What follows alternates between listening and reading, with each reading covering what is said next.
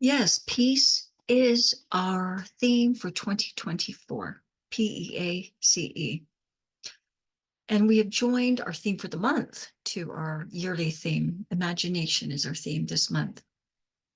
Be at peace with yourself, and you've made peace with the world. And Yoko Ono said, your thoughts create reality, which we know at Unity. The most pragmatic way to create real peace is to use your power of visualization. Think peace, act peace, spread peace, imagine peace.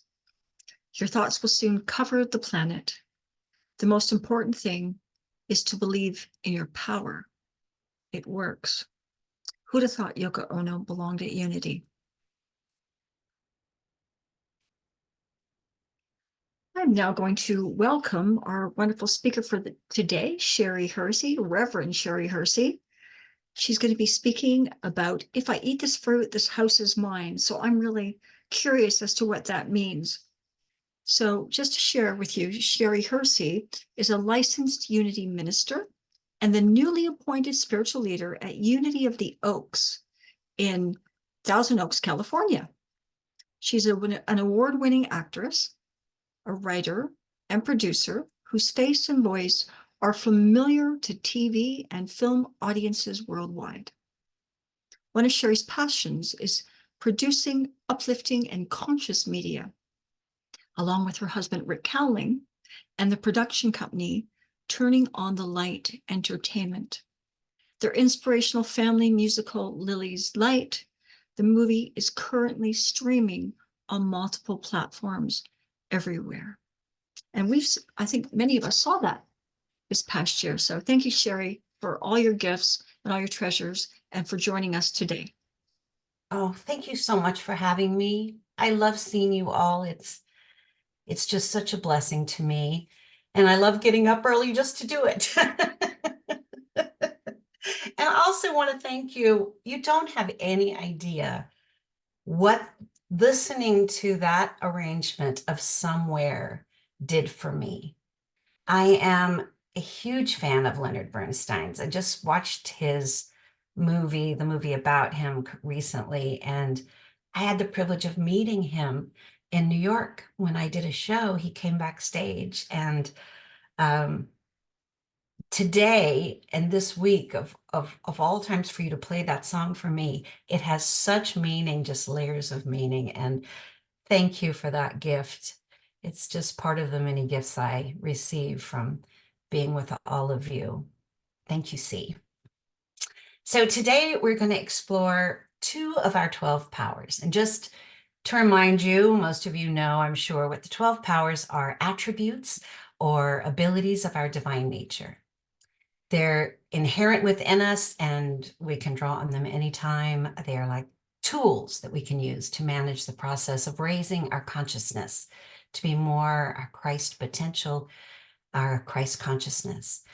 And raising consciousness is all about just raising our overall quality of our thoughts and our beliefs and their associated feelings and emotions and attitudes.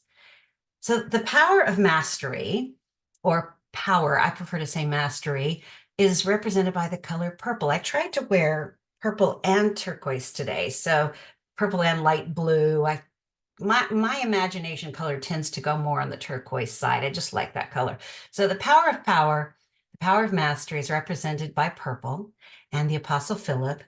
And it's the center that's located in our throat or our voice box, which I think is pretty easy to remember, because when you think about mastering your words, your thoughts, your feelings, your beliefs and actions, that's the center that you can think of. And the power of imagination, which is represented by the color light blue or turquoise, the color of the sky, is the Apostle Bartholomew. And its center of power is located between your eyes, which is also easy to remember because it's the ability to visualize and conceptualize and envision. So I think these 2 abilities go hand in glove, because when you add the power of mastery to the power of imagination, you sprinkle in the power of faith the possibilities are limitless, to quote Lily's Light, the movie, for those of you who've seen it. So how do we get there? Sometimes we have an idea or a vision that we'd like to manifest, and we find that we're stuck moving forward. This can be anything, like say we want to buy a new house in our spiritual center, or near our spiritual center, or produce a movie and have it distributed worldwide. We would use our ability to imagine, to visualize or conceptualize and create the idea. And then we'd have to use our ability to master our thoughts and beliefs to allow that vision to unfold. And that's a really important piece. So let me get a little clearer on that. Say I have a limiting belief that I couldn't afford a home of my dreams, or that no one would want to see the movie that I would produce. Or it could be anything. It could be, I'll never learn how to cook, or I'll never find the right partner, or any other untrue belief, untrue thought or belief.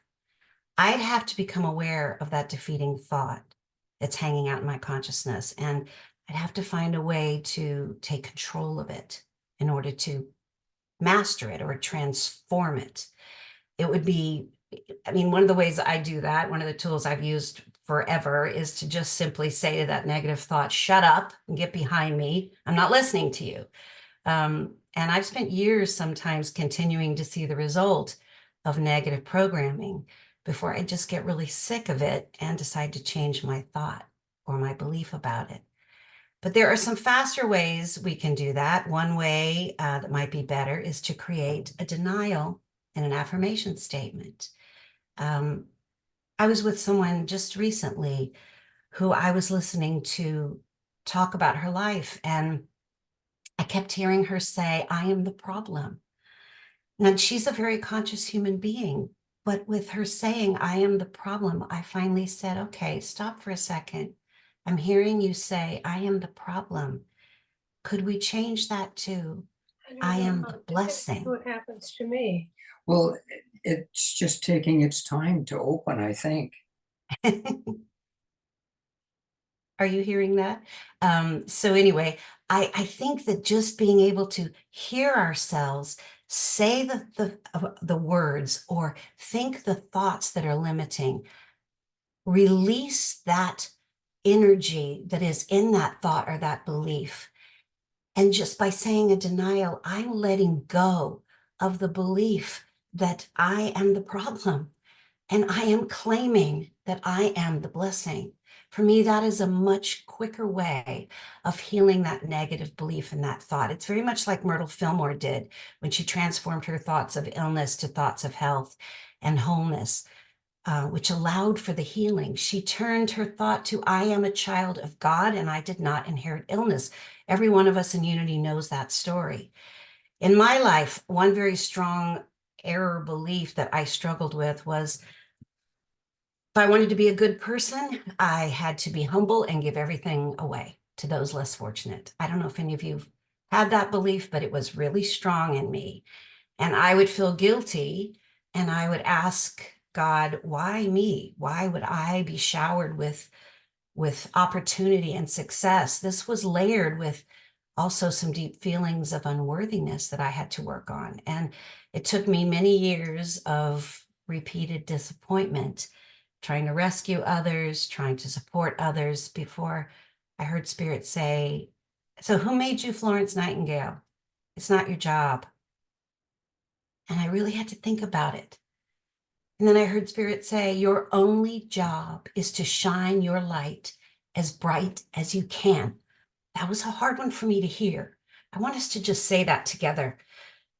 My only job is to shine my light as bright as I can.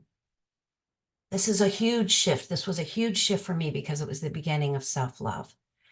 And then I started to tell myself the truth and embrace the gifts, the success, and the prosperity that would flow. And I told my husband, Rick, when he first came into my life, watch out, because my life is getting ready to change. I am going to build my dream house. I'm going to start a company. where I can work from home. And the next part of the story is what inspired my talk title. So now you'll get to know why C. Is it was a clear demonstration of using these tools to transform old negative beliefs. And so the story goes like this. When we set out to look for a new home, we visualized exactly what we wanted: a quiet neighborhood away from the congestion of Los Angeles city life, a view, space for our studio, sanctuary for everyone who would enter. We actually looked at the house next door because that's the one that was on the market. And we loved the house next door, but it wasn't much bigger than the little house that we were moving from. We wanted to be closer to our spiritual center. When I remember Rick said, when you stepped out on the balcony of the house that we looked at next door, I looked over at what is now our house and said, I want that one. But we thought somebody already lived there. So we went back and saw the other house a couple of times, and then we wanted to meet the neighbors. So we went over to the house that I had desired and went to meet the neighbors to get a feeling for the neighborhood. And when I looked in the window, I saw the house was gutted. There were no walls, there were just studs. It was empty. And I knew intuitively that this was our house. So I asked the local real estate agent that we were working with if she could contact the owner, and she said, oh, he'll never sell. He bought this house for his daughter, and he's planning to build it out. And I said, could you just call him and ask? And she did. To her surprise, the owner just entertained the idea of putting the house on the market to see if he'd get any bites. And it was a cash only listing because no bank would loan on a gutted house. And when the listed agent showed it to us, he pretended he was the brother of the owner. But I had a strong sense that he was actually the owner. And I really liked him. I really connected with him. I shared my vision of what I wanted to do in the house, of how I wanted to turn it into our dream home. And he showed us around the property with such pride. And one of the things that he loved the most about this house were these two white sapote trees. They have white sapote fruit. I don't know if you've heard of it. It's a South American fruit, and it's never in California. It's rather rare. But he said, I want you to try some of this fruit. And I said, it's very sweet. And I said, no, thank you. And he said, why, you don't like fruit? And I said, no, I do like fruit, but if I eat this fruit, this house is mine. And he laughed and he cut a piece of fruit and he said again, okay, here you go. And I said, if I eat this fruit, this house is mine. When we got back to the house, our real estate agent said to him, she really wants this house. Can you speak to the owner? And he said, you're looking at him. So not only did he let us have the house, he carried the loan for us to build it out and to have it financed by the bank. He's become one of our close friends and angels. And we have made this house our dream home. And you're all invited when you come to California to stay with us because we have plenty of guest rooms. So I think there's a metaphor here. I guess you could say the seed was planted with my imagination, was rooted with the mastery of my thoughts, and sprinkled with the water of my faith. And that led to the ripening of sweet fruit in the garden of my life. I like that. So the power of mastery is really important because, as I mentioned before, our state of consciousness is determined by the quality of our thoughts, ideas, beliefs, and images, and their related feelings, emotions, perceptions, and attitudes. It's more difficult to change our feelings, emotions, perceptions, and attitudes. So we need to work on our thoughts, our beliefs, our images, which will then impact our feelings, emotions, and perceptions. So this week, I want you to pay attention to your thoughts and feelings. Try to witness them. Sometimes the first clue that a thought, a belief, or image needs upgrading is a sensation in our body. a feeling, an emotion, or an attitude that we think of as unwanted or negative. We can feel this if we look closely. When we say a word, when we have a thought or an image, we can feel in our bodies that it's not resonating with the truth of our being. And once we identify that, we can get to work on releasing those thoughts because they're holding us back. I just stopped the video to try and save as much as I can here. And then we get to create new ones that support developing our Christ potential. And we don't have to do it all at once. We just need to upgrade one thought at a time. So make it easy on yourself. Just start with one thought. Maybe one thought a day would be a good practice. So now we get to turn our attention to the fun part. We get to turn our attention to creating new thoughts, to shifting into our power of imagination, where we can dream, envision, and conceptualize. I know some people, believe it or not, think that they don't have any imagination. That's none of us at Unity, because we all know the power of imagination. But some people really think they're not imaginative. And I discovered in my research for this talk that there are actually 8 types of imagination, which was really interesting to me. So we can share that. Thank you, C. Number 1 is effectuative imagination, which involves the combination of existing ideas and information to form a new idea. This can be triggered by random thoughts or memories of past experience. My husband, Rick, gave me a perfect example of this with his favorite candy. So I'm going to call this Ricky's peanut butter cups theory. You take 2 fabulous ideas and you put them together like peanut butter and chocolate. The second one is intellectual or constructive imagination, and it involves a very deliberate process that starts with a definite idea and is used when developing different possibilities based on available information. Commonly, this is used in politics or philosophy. Number 3 is imaginative fantasy. It's the type that comes to our minds when we think of imagination. It involves generating new ideas from scratch that may not be rooted in reality.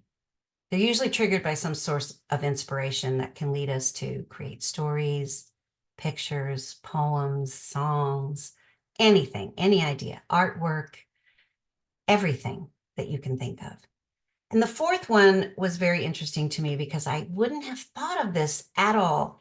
Empathy requires imagination to understand and feel something you haven't actually experienced personally. And feeling empathetic towards someone's situation might inspire you with a new idea. You might invent a life-changing product that will help millions, even if you don't need it for yourself. Or if you're a writer, you need to experience empathy so that you can write diverse characters. You can understand the nature of them. Number 5, strategic imagination. This was also new to me. It involves the ability to envision multiple possibilities of what could be and to weigh the possible risks, benefits, and outcomes. For example, someone who's an avid planner is likely to be someone who has a strong strategic imagination. Number 6 is emotional imagination. And an example would be imagining that a 3-headed monster is real and feeling the real emotions of fear as a result. When you go to the movies, you're using emotional imagination sometimes. This type is actually related to empathy. Number 7 is memory reconstruction. It's using our imagination to fill in the gaps in our memories, which we do all the times because our memories are selective and we reconstruct them to fit our worldview. It's a way of retrieving memories of people, things, or events. And number 8, I think it's probably one of our favorites, is dreams, the unconscious type of imagination. You can use your dreams as a source of inspiration for other creative endeavors. Keeping a dream journal can be a fun way to do that. I keep a recording device, my phone, right with the recorder on next to my bed, because every now and then Spirit will wake me up with a melody or an idea. And I'll just in the middle of the night pick up my recorder and record it. I have a lot of little recordings on my phone in a very sleepy voice, but it helps me remember them the next morning. So I hope this was interesting to you. I found it really enlightening. And now we're going to turn to the next slide. Because when we're speaking about imagination, I have to mention Neville Goddard. I mentioned him to you before. You might have heard of him. Neville Goddard was a pioneer in the New Thought movement, and he was the author of many books, but one of them was The Power of Imagination. He was all about imagination. So you can look him up. You can listen to some of his videos on YouTube. There are a lot of them. And it's from, I think, even the 40s, the 30s and 40s. According to Neville Goddard, imagination and faith are the secrets of creation. And I would agree with him. He also said an awakened imagination works with a purpose. It creates and conserves the desirable and transforms or destroys the undesirable. That is a powerful message. Our imagination can be a great tool to use along with our power, our ability of mastery, as we can use our imagination to create new desirable thoughts or to disempower or transform the unwanted ones. We can use our imagination to do both things. And number 3, the next slide, in the words of Neville Goddard, the world in which we live is a world of imagination. And man, through his imaginal activities, creates the realities and the circumstances of life. This he does either knowingly or unknowingly. All men possess the power to create reality, but this power sleeps when not consciously exercised. Men live in the very heart of creation, the human imagination. So exercising our imagination can lead to more creativity, innovative solutions to problems, overcoming blocks, or simply having more fun channeling your inner child. And as we know from Charles Fillmore, it's the childlike mind that finds the kingdom. So by adding the power of mastery to our power of imagination, the sky's the limit. And that's one of my favorite sayings. I have a little silver book, a weight that paperweight sitting around on my desk that says the sky's the limit. We can create our heaven on earth, our divine purpose. You know, when we're kids, there's no resistance energy to our imagination and our dreams. The main reason that we become less imaginative as we age is that we learn more about the world around us and we begin to believe what is or isn't possible by the world standards. And this affects our creativity. When you're a child, you might think that you could become a ballerina one day and you might just dance around your living room and spin all around holding the image of becoming a ballerina. But as you grow up, your childhood dreams might fade because you begin to learn that imagination has less value, you know? And I want to remind you today to give your imagination more value. Let yourself indulge. It's like our organs. The ones we use more get more powerful with time, and the ones that we use less get weaker.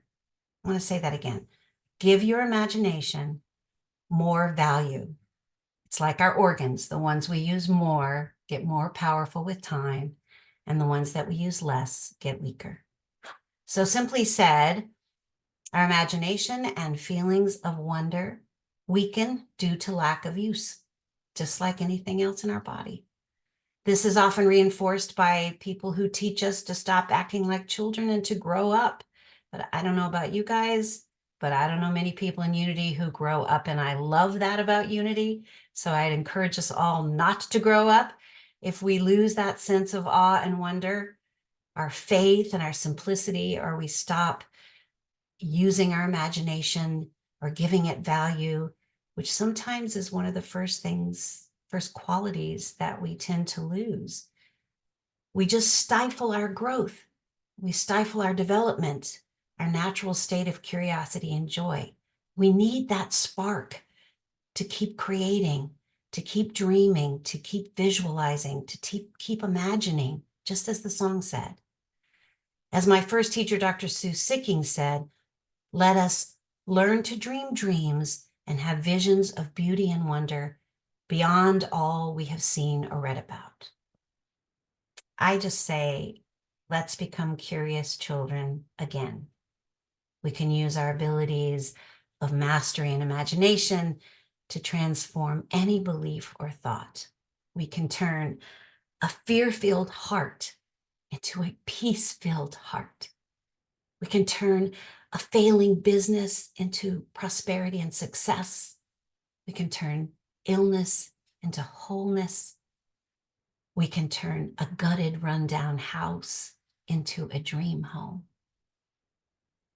Really think about that.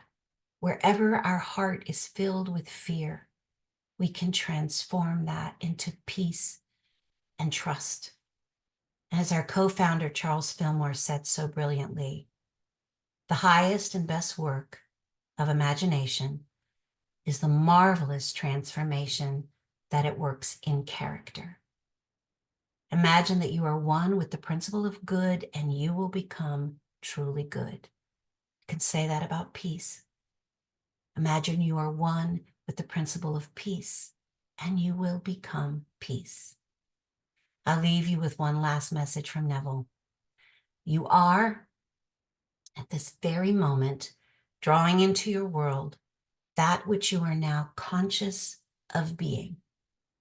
If you're dissatisfied with your present expression in life, the only way to change it is to take your attention away from that which seems so real to you and rise in consciousness to that which you desire to be. You cannot serve two masters. Therefore, to take your attention from one state of consciousness, that which you do not wish to experience, and place it upon another, that which you do wish to experience, is to die to one and live to the other. I hope that we can live the life of our dreams. I'm knowing that we can. If we can imagine it and master any thoughts that hold us back, we can taste the sweet fruit in the garden of our lives. And just like the song Keep Imagining said, every moment of creation, dreams are being born. So close your eyes, imagine it's your dreams taking form. When you can align the designs in your mind, then you create it all. Thank you for having me. I'm so grateful to be here, and have a blessed week. So now I think it's time for us to center ourselves for meditation. Let's take a collective breath together. Release it and simply allow ourselves to just be here right now in this sacred space together. Let's feel the loving energy of everyone present. Take another deep breath. Let your shoulders gently relax. Rest your hands. Relax your feet. Sink even more into the chair you're sitting in, or the sofa, or the bed that's supporting you. Now I want you to picture a serene place, a place that brings you great comfort, a peaceful and relaxing place. Any scenario you can imagine. Put yourself right there in the middle of this peaceful and relaxing scene. Now I want you to really transport there.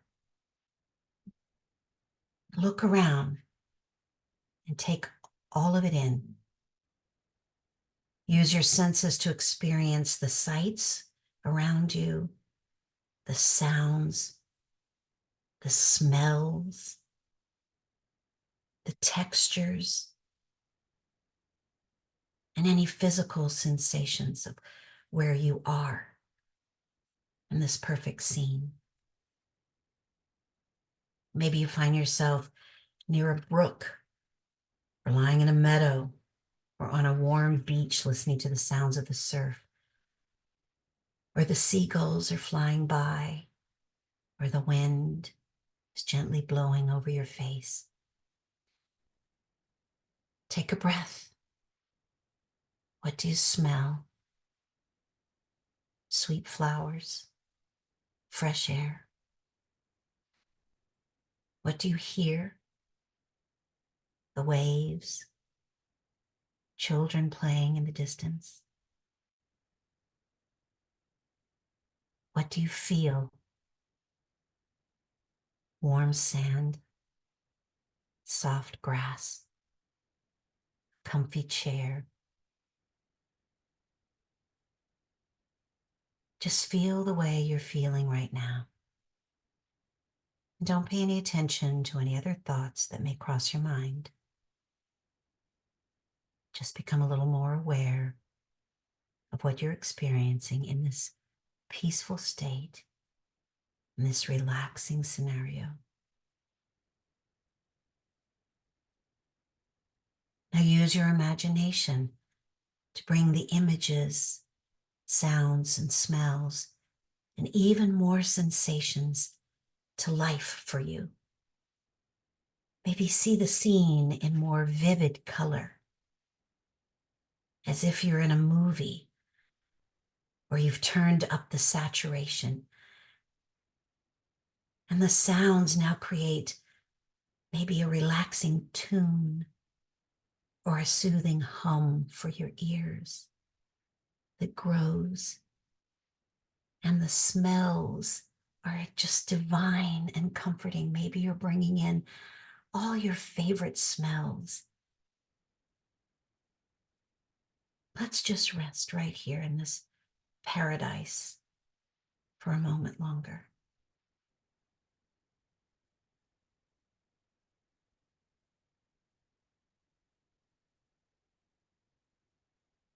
Now imagine that all the color that's turning into vibrant colors of light is emanating from you, connecting you to this scene and anchoring it into your mind's eye. Feel the light rays illuminating, healing, and cleansing the cells in your body. Allow yourself to absorb and bask in this healing light. It's just pouring in and out and through you.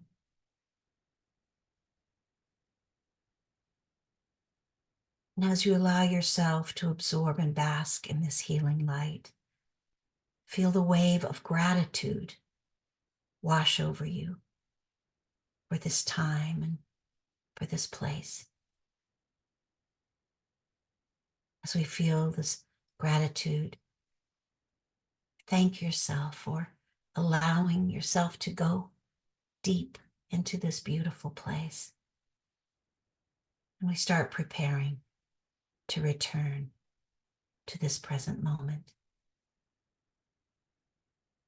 We bring with us all the feelings of relaxation and peace that we've anchored in. Bring them all back. Begin to feel the chair or the sofa or the bed that you're lying on. Move your fingers and toes. And when you're ready, allow yourself to become fully back.